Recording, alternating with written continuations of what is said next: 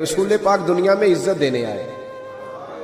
کنز الامال کی حدیث سنیں، حضرت عائشہ صدیقہ رضی اللہ تعالیٰ عنہ حدیث کی راوی ہیں، کہتے میں بیٹھی تھی حضور کی بارگاہ میں، دوپہر کا وقت حضور کے کیلولا کا وقت ہوتا تھا، اس وقت صحابہ نہیں آتے تھے، حضور دوپہر کو تھوڑا آرام کرتے تھے۔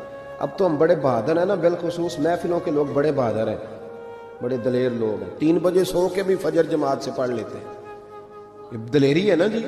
حالانکہ بڑا مشکل ہوتا ہے 1-2 بجے سو کے سویرے فجر کی نماز، لیکن میں دلیر سمجھتا ہوں کہ جو بندہ 2 بجے سوئے پھر فجر پڑھ لے، یہ اس کی دلیری ہے۔ یا پھر شب زندہ دار ہوتے ہوں گے، ساری رات جاگتے ہوں گے، یہی ہو سکتا ہے۔ نبی کریم علیہ السلام عشاء کے بعد سو جاتے تھے اور پسند کرتے تھے عشاء کے بعد سونا۔ فجر میں حضور تہجد کے وقت بیدار ہوتے تھے، اور تہجد پڑھنا حضور کی دائمہ اور متواترہ سنت ہے۔ دعا کرو میلاد کی محفلوں میں تہجد کے فضائل بھی بیان ہونے شروع ہو جائیں، آمین تو کہہ دو۔ یہ بھی نبی پاک کی سنت ہے، مٹھائی کھانا صرف حضور کی سنت نہیں، تہجد کی نماز دائمہ متواترہ سنت ہے نبی پاک علیہ السلام، ہمیشہ پڑھی نبی کریم نے۔ تو صبح جلدی اٹھ جاتے تھے۔ اب نیند کی وہ جو کمی انسانی طبیعت میں رہ جاتی ہے، اس کے لیے امت کے لیے اسوہ چھوڑنے کے لیے حضور دوپہر کو آرام کرتے تھے۔ حضرت عائشہ صدیقہ رضی اللہ تعالیٰ عنہ فرماتے ہیں اس وقت بالعموم صحابہ نہیں ملنے آیا کرتے۔ سمجھ آ رہی ہے میری باتوں کی؟ صحابہ اس وقت ملنے نہیں آتے تھے، ان کو پتا تھا یہ حضور کے آرام کا وقت ہے۔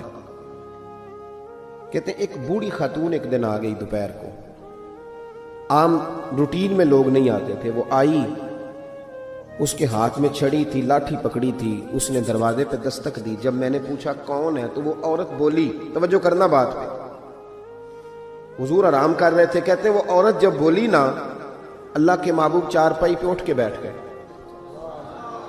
اس کی آواز کانوں سے ٹکرائی، حضور اٹھ کے بیٹھ گئے۔ دروازہ کھولا، وہ خاتون اندر آئی تو بڑی دنیا آتی تھی، پر جس انداز میں نبی پاک نے اس کا استقبال کیا ایسا کم ہوتا تھا۔ حضور کھڑے ہو گئے، پھر محبوب پاک نے بٹھایا، پھر حضور علیہ السلام کی میں آنکھوں کا حسن اور روشنی دیکھ کے اندازہ کر رہی تھی کہ اس کے آنے سے حضور بڑے ہی زیادہ خوش ہیں، نبی پاک بڑے خوش ہیں۔ اللہ کے محبوب نے کھجوریں دی، سرکہ دیا، دیر تک حضور ان کی باتیں سنتے رہے۔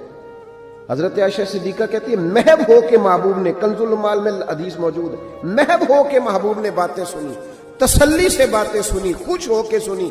2 قسم کے مہمان آتے ہیں نا، ایک مہمان فون کرتا ہے تو بندہ کہتا ہے میں کوئی نہیں گھر، پھر کبھی آنا، اور ایک مہمان ایسا ہوتا ہے جسے بندہ کہتا ہے اتنی بھی جلدی کیا ہے، ذرا ٹھہر جائیے، تھوڑا رک جاؤ، چائے بن رہی ہے۔ کس میں ہوتی ہے مہمانوں کی؟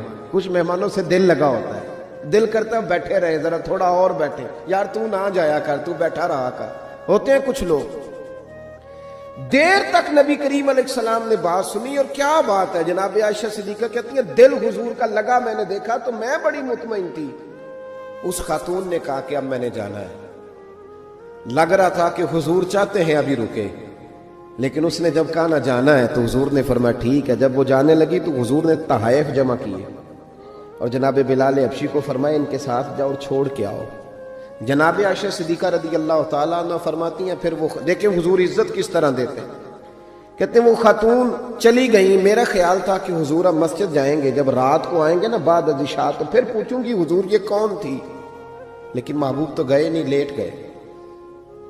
میں اٹھ کے قدموں میں بیٹھی تو حضور کی مقدس آنکھیں کھلی ہوئی، میں نے عرض کی حضور یہ کون خاتون تھی، اور میں نے آپ کو تھوڑا انفرادی دلچسپی لیتے دیکھا، حضور کون تھی؟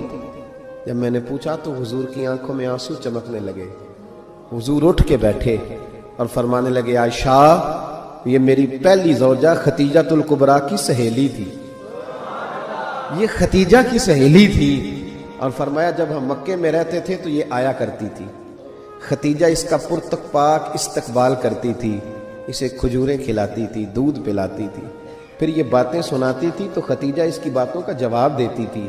فرمایا آج اس کی آواز کانوں سے ٹکرائی ہے تو ساری یادیں پھر سے تازہ ہو گئی ہیں۔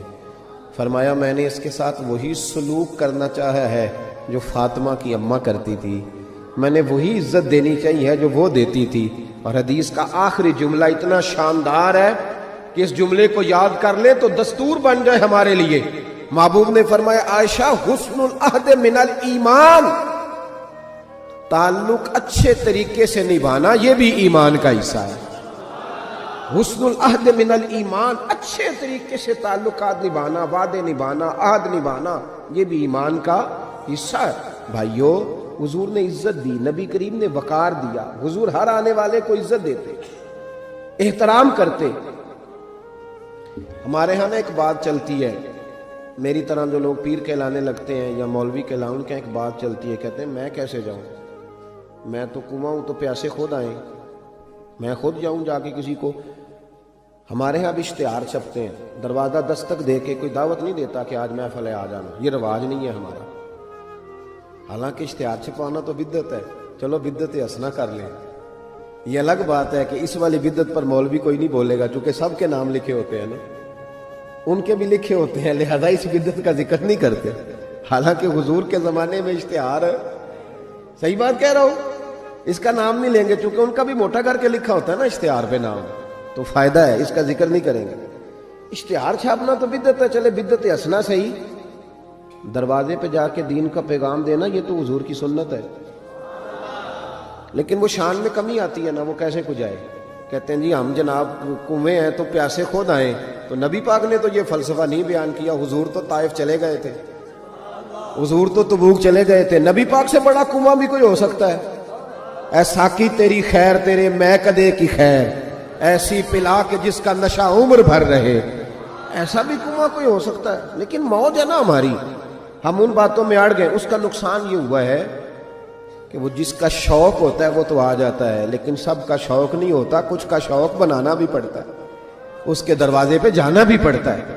تو نبی رحمت سید عالم صلی اللہ تعالی علیہ وآلہ وسلم لوگوں کو عزت دیتے، حضور وقار دیتے، آنے والے کا اکرام کرتے۔